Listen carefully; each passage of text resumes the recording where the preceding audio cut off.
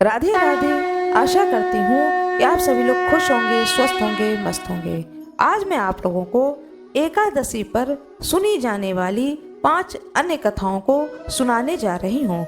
बड़े भक्ति पूर्वक श्री हरि विष्णु के चरणों को ध्यान करते हुए इस कथा को अवश्य ही सुने। एकादशी पर सुने जाने वाली यह कथा पुण्य फल को देने वाली है। अश्वमेघ यज्ञ के बराबर पुण्य फल को देने वाली हैं। आइए सबसे पहले सुनते हैं भगवान गणेश की कथा। एक नगर में एक सेठ रहते थे। सेठ का पूरा परिवार था, सेठ, सिठानी और सिठानी के बच्चे। इस तरीके से सेठ का एक पूरा भरा पूरा परिवार था। सेठ जी व्यापार करते थे और व्यापार के कारण कभी कभी देश परदेश भी जाया करते थे, किंतु वह सेठ भगवान गणेश से बहुत ही प्रेम करते थे। उनकी जो पूजा करते थे, आराधना करते थे, वह भक्ति भाव से करते थे।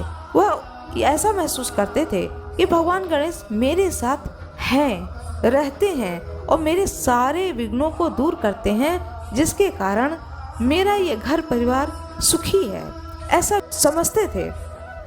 और वह भगवान गणेश से प्रेम करते थे, प्रेम पूर्वक उनकी पूजा करते थे।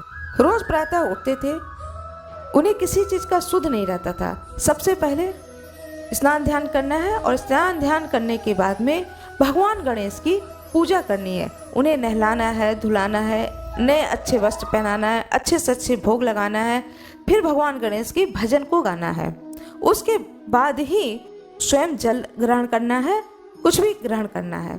यह उनके नित्य क्रिया थी। यदि वह कहीं जाते थे तो साथ में भगवान गणेश की मूर्ति अथवा जो प्रतिमा थी उसे अपने साथ में लेकर जाते थे। भगवान गणेश की यह भक्ति उनकी पत्नी को अच्छी नहीं लगती थी।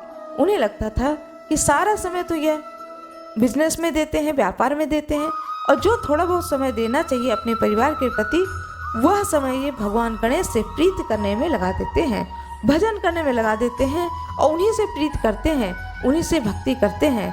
न मेरे सुध रहता है, न बच्चों का सुध रहता है। वह इतना ज़्यादा परेशान हो गई सिठानी कि वह सोचने लगी कि कैसे भी करके यह गणेश की मूर्ति मैं बाहर फेंक दूं। न ये गणेश जी की मूर्ति होगी, न ये पूजा पाठ करेंगे और न इतने भक्ति में लीन रहेंगे। बहुत युक्ति लगाई, बहुत दिमाग लगाया, बहुत सोचा। सोचने के बाद में एक ही बात दिमाग में आई कि घर के पीछे जो जमीन खाली पड़ा है, जहाँ कूड़े कचरे का ढेर रहता है, उसी ढेर में कल सुबह उठ करके जल्दी से गणेश जी की प्रतिमा को उस साइड बाहर फेंक दूंगी और ढूंढते रहो, पूरे घर तुम ढूंढ लो, तुम्हें मिलेगा ही नहीं। सेठ जी के लिए ऐसा सोचती है और वह इस काम को कर देती है। सुबह पति के उठने से पहले उठ जाती है सिठानी और उठ करके गणेश जी की प्रतिमा को घर के पीछे जो खाली प्लाट पड़ा था, खाली जगह पड़ी हुई थी जहाँ कूड़े का ढेर लगा था, उसमें गणेश जी की प्रतिमा को फेंक देती है और आकर के सो जाती है। नित्य प्रति अपने दिनचर्या के अनुसार वह सेठ जी उठते हैं प्रातःकाल और अपना नित्य कर्म करके स्नान ध्यान करते हैं। और स्नान ध्यान करने के बाद में जब मंदिर में जाते हैं तो देखते हैं सारे भगवान की मूर्ति है, फोटो है, सब कोई है, पर मेरे गणेश जी की फोटो नहीं है। अब तो वो विलाप करने लगते हैं, रोने लगते हैं कि कहाँ चले गए मेरे गणेश जी। उनके पैर आ गए थे क्या, जो पैरों से चल के कहीं चले गए, या मुझसे कोई गलती हुई है, मुझे छोड़कर चले गए। अब सेठ जी तो पूजन भजन तो किए नहीं, विलाप अलग से करने लगे। अब उनके विलाप, सारा दिन विलाप चला उनका। इस विलाप में वो भोजन लेना, पानी लेना सब भूल गए, उन्हें सुध न रही। वो यही सोचते रहे मेरे गणेश क्या खाया होगा, उसने तो कुछ नहीं खाया होगा, पता नहीं क्या पिया होगा, तो मैं कैसे पानी पी लूँ। मेरा गणेश तो कुछ जब न खाया है न पिया है, पता नहीं कहाँ है, पहले उसकी सुध तो मिल जाए मुझे, तब मैं पानी पीऊँगा, अन्न जल ग्रहण करूँगा। मेरे गले के नीचे तो कुछ भी नहीं जा रहा है। ऐसा सोच करके दुखी मन से सेठ जी अपनी दिनचर्या तो करते हैं, अपने व्यापार को देखते हैं, लेकिन उन्हें मन नहीं लगता है। रोते फिर सब शाम हो जाती है। फिर जब शाम हो जाती है तो शाम को जो पूजन अर्चन ध्यान करते थे, गणेश जी को भोग लगाते थे, फिर वो उस समय पहुंचते हैं मंदिर में, देखते हैं मेरा गणेश तो लौट कर ही नहीं आया है। अब वो फिर दुखी हो जाते हैं। अपना व्यापार बंद कर देते हैं, जल्दी बंद कर देते हैं और पूरे घर में ढूंढते हैं, छत पर ढूंढते हैं, बाहर ढूंढते हैं, सब जगह ढूंढते हैं और सोचते हैं कहीं ऐसा तो नहीं है कि बच्चों के खिलौने में है गणेश जी की प्रतिमा। वहाँ भी ढूंढते हैं, आंगन में ढूंढते हैं, पेड़ के ऊपर चढ़ के देखते हैं, आंगन में जो पेड़ लगे होते हैं तो उस पर भी चढ़ के देखते हैं कि कहीं अमरूद के पेड़ पे बच्चों ने तो नहीं रख दिया। सब जगह ढूंढ लेते हैं, शाम को उन्हें कहीं गणेश जी नहीं मिलते हैं। फिर वह विलाप करते हैं कि पता नहीं वो मेरा बेटा कहाँ क्या खाया होगा, वो तो मेरे पुत्र के समान था, वो मेरी बड़ी हर बात को सुनता था और मेरी बड़ी मदद करता था, पता नहीं वो कहाँ चला गया। और रोते रोते वह रात में भी भोजन नहीं करते हैं और रोते रोते सेठ जी सो जाते हैं। विलाप करते करते जब सोते हैं तो रात में स्वप्न में गणेश जी आते हैं, वही गणेश जी की प्रतिमा आती है और वह गणेश जी कहते हैं उठो उठो। तब उनकी आँख खुलती है, कहते हैं देखो मैं यहाँ पड़ा हूँ, मैं यहाँ पड़ा हूँ। और सपने में देखते हैं सेठ जी कि जो कूड़ा का ढेर है वहाँ पर गणेश जी की मूर्ति पड़ी हुई है। अब उनको चैन नहीं पड़ता है, वो तुरंत उठ के बैठ जाते हैं और उन्हें नींद नहीं आती है। जल्दी इंतज़ार करते हैं कि कितनी जल्दी सुबह हो और दिन की उजाले में मैं जाकर के गणेश जी की मूर्ति को मैं ढूंढ कर लाता हूँ। जब सुबह सूर्योदय हो जाता है तो भाग के जाते हैं पीछे के प्लाट में और देखते हैं कि अरे यहाँ पर तो मूर्ति पड़ी हुई है गणेश जी की, और ये देखो मुझे सपने में बताए थे। वहाँ से गणेश जी की प्रतिमा को उठा कर लाते हैं, उन्हें नहलाते हैं, फिर स्वयं भी नहाते हैं, फिर गणेश जी को दूध से, दही से, शहद से, घी से उस प्रतिमा को स्नान कराते हैं, गंगा जल से स्नान कराते हैं और अच्छे वस्त्र पहना करके फिर से अपने मंदिर में स्थापित करते हैं, उन्हें भोग लगाते हैं। जब गणेश जी को भोग लगा लेते हैं तब ये कहते हैं अब मेरे गणेश जी ने भोग लगा लिया है, अब मैं पानी पीता हूँ। फिर वह पानी पीते हैं, अपनी सेठानी से कहते हैं मुझे चाय दो और कुछ नाश्ता दो, भूख लग रही है। सेठानी जी कहती हैं क्या बात है, आज विलाप नहीं कर रहे हैं, देखो तो सही बात क्या है। वह देखती हैं जा कर के कि मंदिर में गणेश जी के भोग लगे हुए हैं और प्रतिमा रखी हुई है। वह सेठ जी के चरणों में गिर जाती है सेठानी और कहती है प्रभु पहले मुझे क्षमा करें आप, फिर मैं आपसे यह जानना चाहती हूँ कि यह प्रतिमा आपको कहाँ से मिली। तब सेठ जी कहते हैं कि मैंने कल से कुछ भी नहीं खाया, आज सुबह भी जब मैं गणेश जी की मूर्ति को ले आया तब मैंने पानी को पिया है, जब उन्हें भोग लगा दिया है। इसके बाद मैं पानी को मांग रहा हूँ, पहले तो मुझे पानी पिलाओ, चाय पिलाओ, कुछ नाश्ता कराओ। फिर उनकी पत्नी सेठानी सब कुछ बनाकर लाती है और सेठानी की आंखों से आंसू बहने लगते हैं। वह सोचती है इस जगह का पता तो मेरे बच्चों को भी नहीं मालूम था, सेठ जी को भी नहीं मालूम था, तो यह प्रतिमा उठा के कैसे ले आए। जब भोजन कर लेते हैं सेठ जी तब वह प्रेम से पूछती है, तब सेठ जी बताते हैं कि गणेश जी कल मेरे सपने में आए थे और मुझे बताते हैं कि मैं यहाँ पर हूँ, देखो आकर मैं यहाँ पर हूँ, मैं यहाँ पर पड़ा हुआ हूँ, मुझे आकर ले जाओ। रात भर मुझे चैन न पड़ी, मैं सुबह इंतजार करता रहा, जब सूर्योदय हुआ तो मैं ले करके आया हूँ, इन्हें नहलाया हूँ, धुलाया हूँ, तैयार किया हूँ, खुद भी तैयार हुआ हूँ, भोग लगाया हूँ। जब मेरे गणेश ने भोग खा लिया तब मैंने पानी को पिया है। इस भक्ति को देख करके सेठानी नतमस्तक हो जाती हैं कि मेरे पति ही नहीं गणेश जी से प्रेम करते हैं, यह गणेश जी भी मेरे पति से उतना ही प्रेम करते हैं।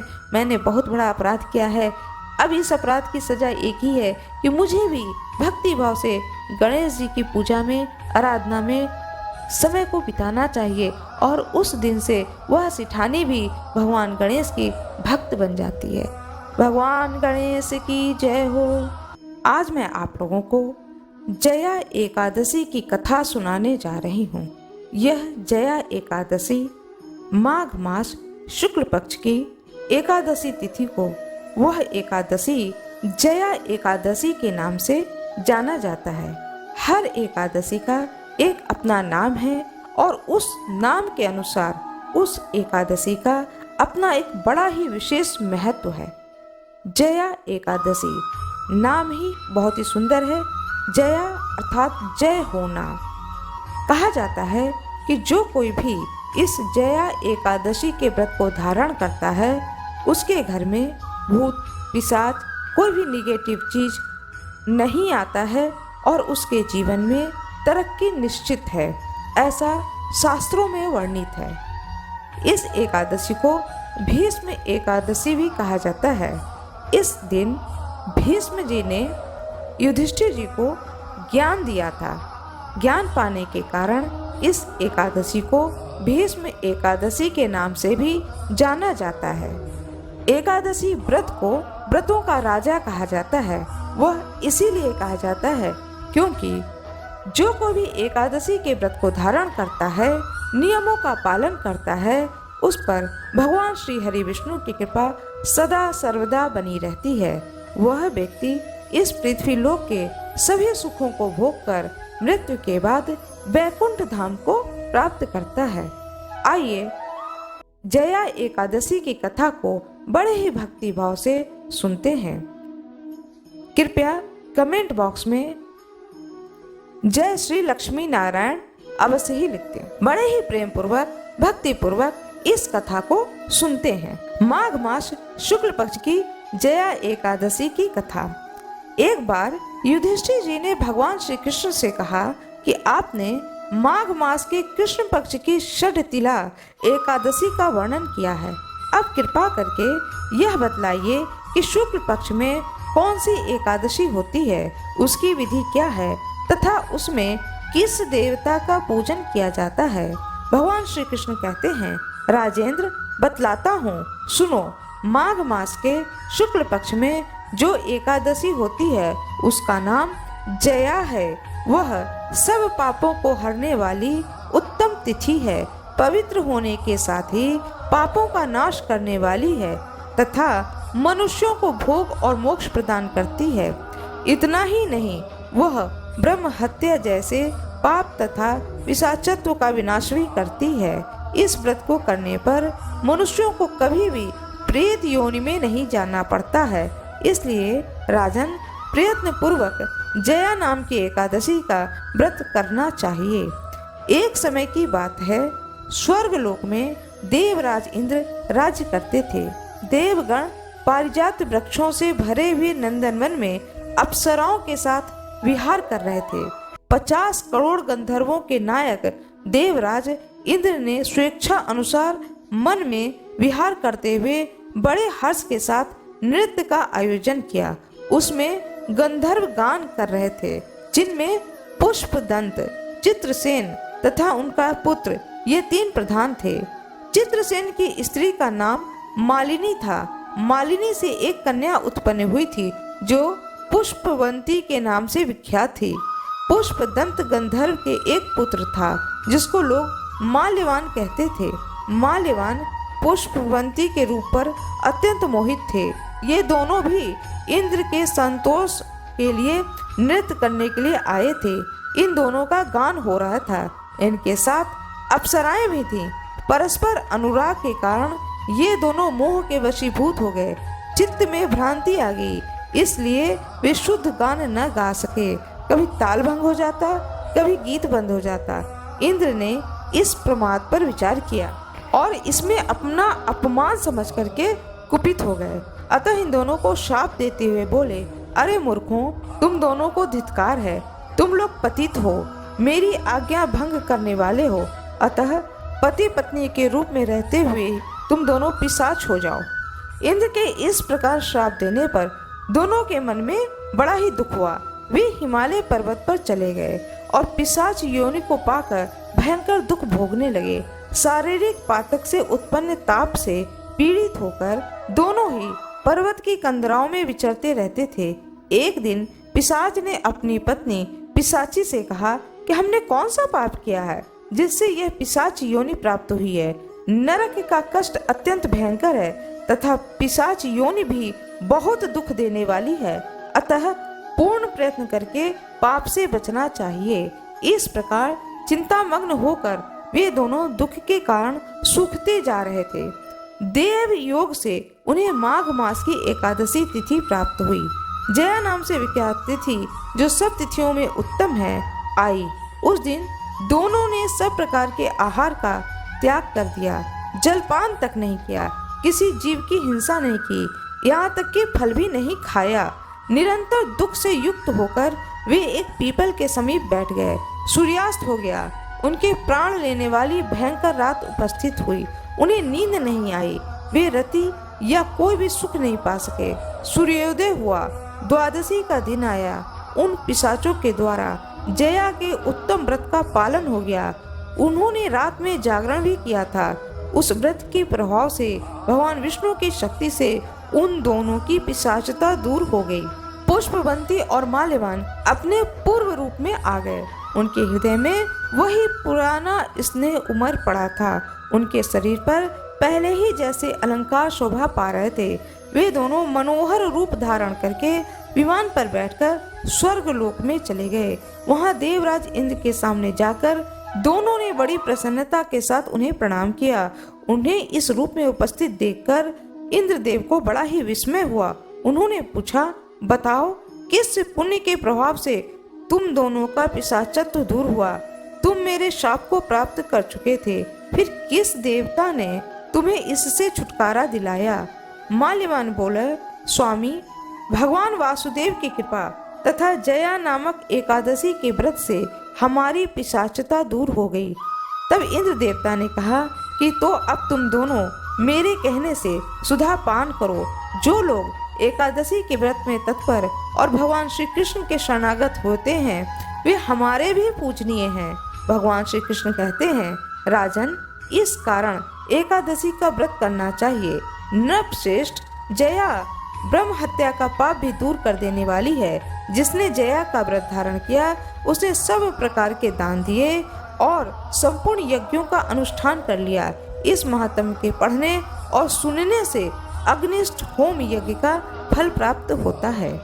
भगवान श्री कृष्ण की जय हो, सभी देवताओं की जय हो, भगवान श्री हरि विष्णु की जय हो, सभी ऋषियों की जय हो, सभी दृश्य ऋषियों की जय हो, सभी अदृश्य ऋषियों की जय हो। माघ मास की शुक्ल पक्ष की एकादशी को जया एकादशी कहते हैं। इस व्रत को करने वाले मनुष्य को केवल भूत प्रेत आदि योनियों से नहीं बल्कि जन्म जन्मांतरों के संचित दोष तथा ब्रह्म हत्या जैसे पापों से मुक्ति मिल जाती है। पूजा का विधान थोड़ा सा जान लेते हैं। इस दिन भगवान श्री कृष्ण की पुष्प, जल, अक्षत, रोली तथा विशिष्ट सुगंधित पदार्थों से पूजा करनी चाहिए। भगवान को भोग लगाकर प्रसाद ग्रहण करना चाहिए। इस दिन मनुष्य को यथाशक्ति दान भी करना चाहिए। आइए अब दूसरी कथा को सुनते हैं। आइए प्रेम पूर्वक इस कथा को सुनते हैं। प्राचीन काल में एक बार इंद्र देवता की सभा में माल्यवान नामक एक गंधर्व गीत गा रहा था, परंतु उसका मन अपनी नवयौवना पत्नी पर पड़ा हुआ था। इस कारण गाते समय उसकी लय ताल बिगड़ गई। इंद्र देवता कुपित हो गए और कुपित होकर के उस माल्यवान नामक गंधर्व को श्राप दे दिया कि तू जिसकी याद में मस्त है वह राक्षसी हो जाए। वह अपनी गलती को स्वीकार करते हुए इंद्र देवता से क्षमा मांगने लगा और कहा कि आप अपना श्राप वापस ले लें, परंतु इंद्र ने उसे सभा से बाहर निकलवा दिया। घर आने पर उसने देखा कि वास्तव में उसकी पत्नी राक्षसी बन चुकी थी। श्राप के निवारण के लिए उसने अनेक यत्न किए, परंतु सब निसफल रहे। एक दिन अचानक उस माल्यवान नामक गंधर्व को ऋषि नारद से मुलाकात हो गई। नारद जी ने माल्यवान से दुख का कारण पूछा। गंधर्व ने सारी बातें बता दी। नारद जी बड़े ही दयालु स्वभाव के, उन्होंने कहा कि तुम जाओ और इस श्राप से तुम्हें मुक्ति मिल जाएगी। तुम माघ शुक्ल पक्ष एकादशी के व्रत को धारण करो और इस व्रत के प्रभाव से तुम्हारी पत्नी पिशाच देह से छूट जाएगी और पुनः अत्यंत सौंदर्यशालिनी हो जाएगी। नारद जी की आज्ञा से उस गंधर्व ने माघ मास शुक्ल पक्ष की जया एकादशी व्रत को धारण किया और इस व्रत के प्रभाव से उसकी पत्नी पुनः वह अपने रूप में आ गई और अत्यंत सौंदर्यशालिनी हो गई, बहुत ही रूपवती हो गई। तब से वह माल्यवान नामक गंधर्व एकादशी व्रत को धारण करने लगा और वह समझ गया यह एकादशी व्रत बहुत ही सुंदर है, बहुत ही प्रभावशाली है। भगवान श्री हरि विष्णु की कृपा प्राप्त होती है। जो कोई भी एकादशी व्रत को धारण करता है वह नारद जी की जय जयकार करने लगा और श्री हरि विष्णु के पूजा को करने लगा, बड़े मन से भक्ति भाव से पूजा करने लगा। आशा करती हूँ कि आप लोगों को यह कथा बहुत ही अच्छी लगी होगी। भगवान श्री कृष्ण की जय हो, सभी देवताओं की जय हो, भगवान श्री हरि विष्णु की जय हो, सभी ऋषियों की जय हो, सभी दृश्य ऋषियों की जय हो, सभी अदृश्य ऋषियों की जय हो। आशा करती हूँ कि जया एकादशी की यह कथा आप लोगों को अच्छी लगी होगी। कृपया वीडियो को लाइक जरूर कर दीजिएगा, चैनल को सब्सक्राइब कर दीजिएगा, बेल आइकन दबाना ना भूलिएगा, कमेंट बॉक्स में जय श्री राम अवश्य ही लिख दीजिएगा। आइए अब दूसरी कथा को सुनते हैं, तुलसी माता की कथा। एकादशी पर तुलसी माता की कथा को अवश्य ही सुननी चाहिए। तुलसी माता की आशीर्वाद की प्राप्ति होती है। एक नगर में एक विधवा ब्राह्मणी रहती थी। वह नित्य प्रति तुलसी माता को जल देती थी। प्रातः काल उठकर स्नान ध्यान करके रोज नित्य तुलसी माता को जल देती थी। जल देने के बाद में तुलसी माता से कहती थी, हे माता, इस जन्म में तो मैं विधवा हुई हूँ, अगले जन्म में मुझे विधवा ना बनाना, अगले जन्म में मुझे सौभाग्यवती बनाना, मैं सुहागन मरूं और मेरे घर में संतान हो, धन हो, किसी भी बात की कमी न हो। यह जन्म मैं आपकी सेवा में लगा रही हूँ। नित्य ऐसा तुलसी माता से प्रार्थना करती थी। अब तुलसी माता सोचने लगी, कितनी भक्ति से यह मेरी पूजा करती है और मुझसे सौभाग्य के आशीर्वाद को प्राप्त करना चाहती है। अब मैं इसे आशीर्वाद यह कैसे दूं? मुझे तो पता ही नहीं है कि अगले जन्म में यह कितने दिन तक सौभाग्यवती रहेगी। इन बातों को सोच करके तुलसी माता सूखने लगी। तुलसी माता को सूखते देख करके भगवान श्री कृष्ण पूछते हैं तुलसी माता से कि क्या बात है तुलसी, तुम क्यों सूख रही हो? तुम्हें तो लोग नित्य सींचते हैं, तुम्हारे कितने भक्त हैं इस पृथ्वी लोक पर जो तुम्हें नित्य सींचते हैं, फिर भी तुम सूख रही हो। तुम्हें तो हरा भरा और मुस्कुराते रहना चाहिए और अपने भक्तों को आशीर्वाद देते रहना चाहिए। तब तुलसी माता कहती हैं कि क्या बताऊं स्वामी, मेरी एक भक्तिन है जो कि विधवा है, नित्य प्रति मुझे सींचती है और मुझसे वरदान मांगती है कि हे माता रानी, इस जन्म में मैं विधवा हो गई हूँ, लेकिन अगले जन्म में मैं विधवा न रहूं। मुझे ये आशीर्वाद दो। मुझे उसके अगले जन्म में क्या होगा इतनी जानकारी है नहीं, तो मैं उसे क्या आशीर्वाद दूं? और वह नित्य प्रति इतनी भक्ति से पूजा करती है कि मेरा मन दुखी हो रहा है कि मैं उसे आशीर्वाद अवश्य ही दूं। भगवान श्री कृष्ण कहते हैं कि तुम्हें डरने की क्या जरूरत है, तुम तो देवी हो, तुम उसे आशीर्वाद देकर आओ कि तुम अखंड सौभाग्यवती होगी। अगली जन्म में तुम्हारे गोद में पुत्र होगा, पुत्रवती होगी और एक अच्छे घर में तुम्हारा जन्म होगा, किसी बात की कोई कमी नहीं रहेगी।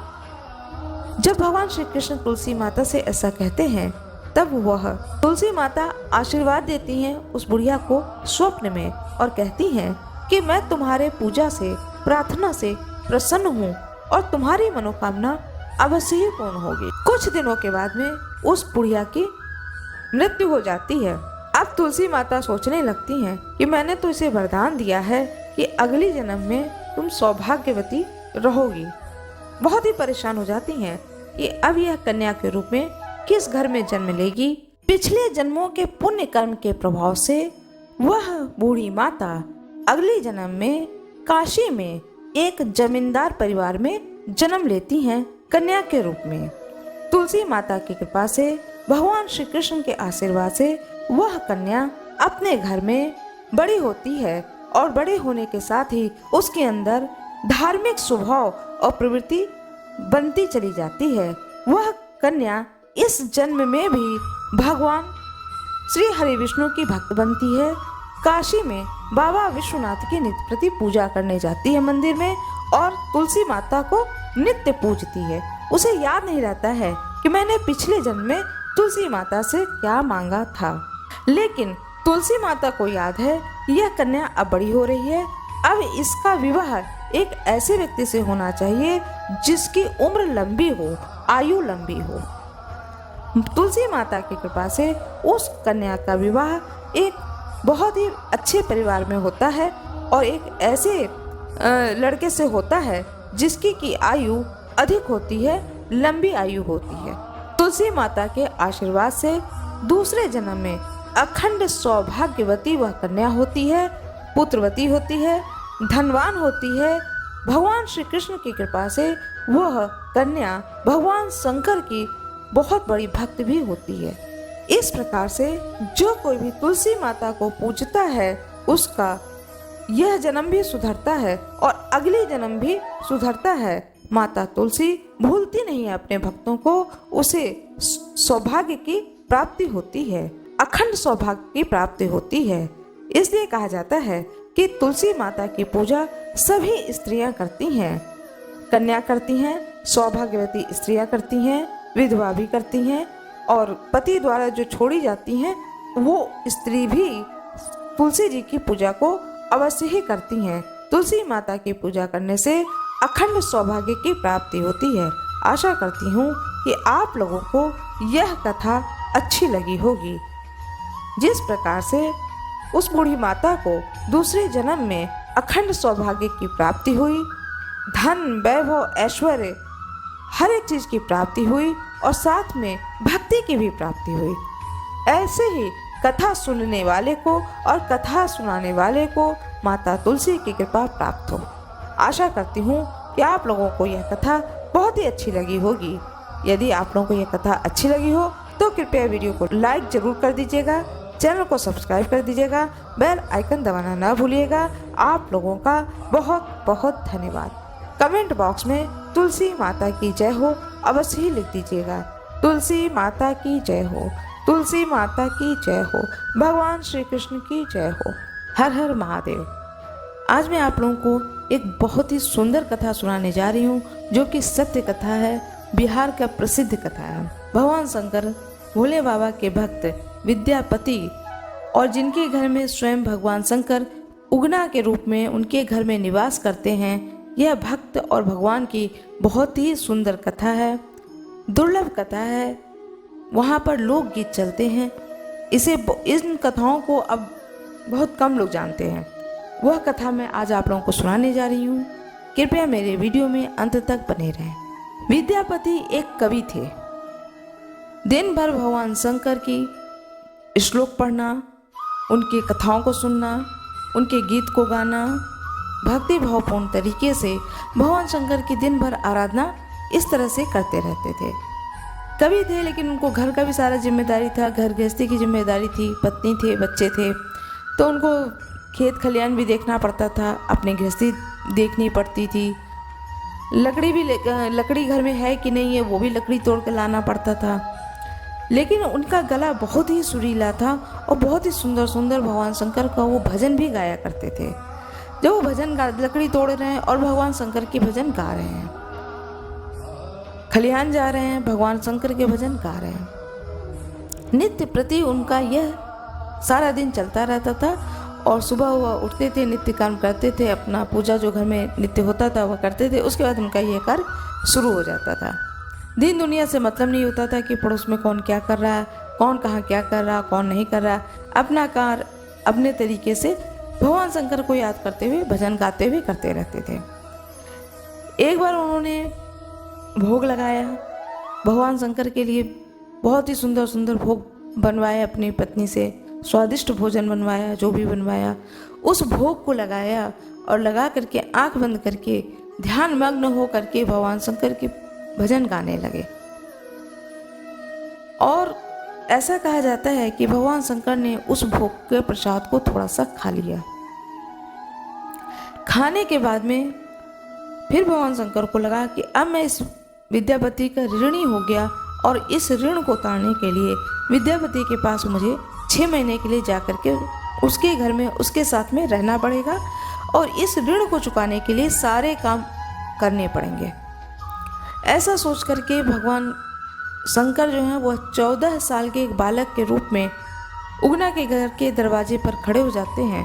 उस समय भी भगवान का भजन कर रहे होते हैं, भगवान शंकर का भजन गा रहे होते हैं विद्यापति स्वयं बैठ करके। तो ये जाते हैं और दरवाज़ा खटखटाते हैं। विद्यापति महाराज निकल कर आते हैं, बोलते हैं, वह बालक बोलते हैं जो कि भगवान शंकर हैं। विद्यापति को ये बात मालूम नहीं होती है कि जो बालक खड़ा है सामने यह स्वयं भगवान शंकर है। तो वो बालक बोलता है कि महाराज आपके यहाँ कोई काम हो तो मुझे नौकर के रूप में रख लीजिए, मैं आप लोगों की सेवा करूँगा और मुझे कुछ भोजन प्राप्त हो जाया करेगा। विद्यापति ने कहा कि मैं सारा काम तो स्वयं कर लेता हूँ और इसी बहाने भगवान शंकर के भजन भी गाते रहता हूँ, इससे मुझे किसी नौकर की ज़रूरत नहीं है, तुम जाओ कहीं और नौकरी प्राप्त कर लो। लेकिन उनकी पत्नी को लगा, अरे ये नौकर रहेगा, घर का 4 काम करेगा, 2 रोटी खा लेगा तो खा लेगा, लेकिन मेरा सारा काम कर देगा, अब मेरे ऊपर गृहस्थी की बड़ी काम आ जाती है। उनको थोड़ी सी लालच आ गई और उन्होंने कहा नहीं नहीं तुम रह जाओ और तुम घर के सारे काम करो। भगवान शंकर ने कहा कि जो आज्ञा माता। ये कह करके भगवान शंकर उनके घर में एक नौकर के रूप में रहे और विद्यापति ने पूछा कि तुम्हारा नाम क्या है, तो उगना नाम बताया। उगना। उन्होंने कहा ठीक है उगना, आज से तुम रहो मेरे घर में और मेरे घर का जो भी काम है वो सब काम करो। बोले ठीक महाराज। अब रोज उगना जो है बहुत सारा काम कर देते थे भगवान शंकर। विद्यापति को धीरे धीरे आदत पड़ गई उगना की। उगना उनका सारा काम आगे बढ़ बढ़ के कर देते थे। उसके बाद उगना कहते थे कि आप भजन गाओ भगवान शंकर की, मैं बैठ के सुनूंगा। बोले ठीक है तो बहुत अच्छी बात है, मैं तो अकेले ही भजन गाता रहता हूँ, कोई तो सुनता भी नहीं है। अब वो बहुत प्रसन्न हुए विद्यापति कि चलो एक नौकरी से ही कोई सुन तो रहा है मेरे भजन को। और वो नित्य और प्रसन्न मन से भाव से भगवान शंकर की नित्य पूजा करने लगे, साथ में भजन और बढ़ा दिए उन्होंने और भजन ध्यान से करने लगे। एक दिन क्या होता है कि पूरे गांव के लोग गंगा स्नान के लिए जाते हैं कि पूर्णिमा का दिन है, त्योहार का दिन है, सभी लोग गंगा स्नान करने जा रहे हैं। तो उनकी पत्नी ने कहा, विद्यापति की पत्नी ने कहा चलिए हम लोग भी चलते हैं परिवार के साथ में गंगा स्नान करने के लिए। विद्यापति ने कहा ठीक है चलो चलते हैं। अब विद्यापति, उनकी पत्नी और उगना ये तीनों लोग गंगा स्नान के लिए गए। अब जब गंगा स्नान के लिए गए तो गंगा जी में तो बहुत भीड़ थी, त्योहार का दिन था। जब बहुत भीड़ को देखा तो उगना ने कहा विद्यापति जी से, महाराज गंगा जी तो उसमें है नहीं, गंगा माता देखो यहाँ आके छुप के बैठ गई हैं। विद्यापति जी इधर उधर देखे कहाँ गंगा माता छुप के बैठ गई हैं। बोले ये देखिए जो झाड़ी है, झाड़ी के पास में ये जो थोड़ा सा पानी है पड़ा हुआ, बोले ये पानी नहीं है, ये तो कीचड़ है, इतना पैर भी नहीं आ रहा है, इतना थोड़ा सा पानी है, पंजे भी नहीं जिसमें भीग रहे हैं, इतना थोड़ा सा पानी है, तुम बता रहे हो ये गंगा जी हैं। बोले हाँ महाराज यही गंगा जी हैं, वहाँ से निकल के यहाँ छुप के बैठ गई हैं, इसी में आप स्नान करिए। इतने मीठे स्वर में उगना ने कहा कि विद्यापति भूल गए और उस बोले ठीक है तुमको यही मन करता है तो हम इसी कीचड़ वाले पानी में स्नान कर लेते हैं। और विद्यापति महाराज उसी कीचड़ वाले पानी में नहाते हैं और पूरे वो कीचड़ हो जाता है पूरा उनका शरीर। अपना भी शंकर भगवान पूरा उसी उगना जो रूप में होते हैं वो भी उसी में लोट पोट करते हैं, उनकी पत्नी को भी लोट पोट कराते हैं। अब रास्ते भर जब उनकी पत्नी लौट के आती हैं तो रास्ते भर बड़बड़ करती हैं, गुस्सा करती हैं, लो सब कोई तो गंगा स्नान किए, हम तो कीचड़ स्नान किए। उगना ने भी बड़े मीठे स्वर में कहा नहीं माता जी आप जो हैं गंगा स्नान की हैं। इतने पापी लोग गंगा में जो स्नान कर रहे थे तो गंगा माता डर के मारे उन पापियों के डर से कि इतने पापियों को मैं नहीं तार पाऊंगी, वो गंगा स्थान को छोड़ करके वो छुप के वहाँ बैठी थी। मैंने आप लोगों को गंगा स्नान कराया है। ये कह करके मुस्कुराते हुए भगवान शंकर घर आते हैं। उनकी पत्नी फिर से नहाती हैं, कहती हैं बताओ पूरे देह में कीचड़ लग गया है। और विद्यापति भी नहाते हैं, स्नान करते हैं और भगवान शंकर तो रहते ही मिट्टी में लोट-पोट, उन्हें कोई फर्क नहीं पड़ता है। लेकिन चूंकि जगत में थे तो वो भी अपना हाथ पैर मुंह धुलते हैं। इस तरह से उन्होंने गंगा स्नान किया और डांट भी खाई, और सच में उन्होंने गंगा स्नान कराया।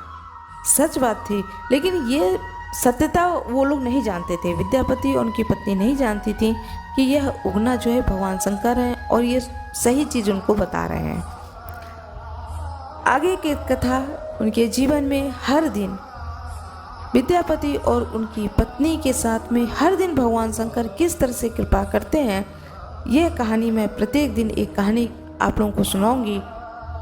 यदि मेरी यह कहानी आप लोगों को अच्छी लगी, जो भी भगवान शंकर से प्रेम करते हैं, उनकी आराधना करते हैं, वह इस कहानी को अवश्य सुनें। वीडियो को लाइक कर दें, चैनल को सब्सक्राइब अवश्य कर दें। कल मैं फिर विद्यापति, उगना और उनकी पत्नी, किस तरह से उगना ने उनके घर में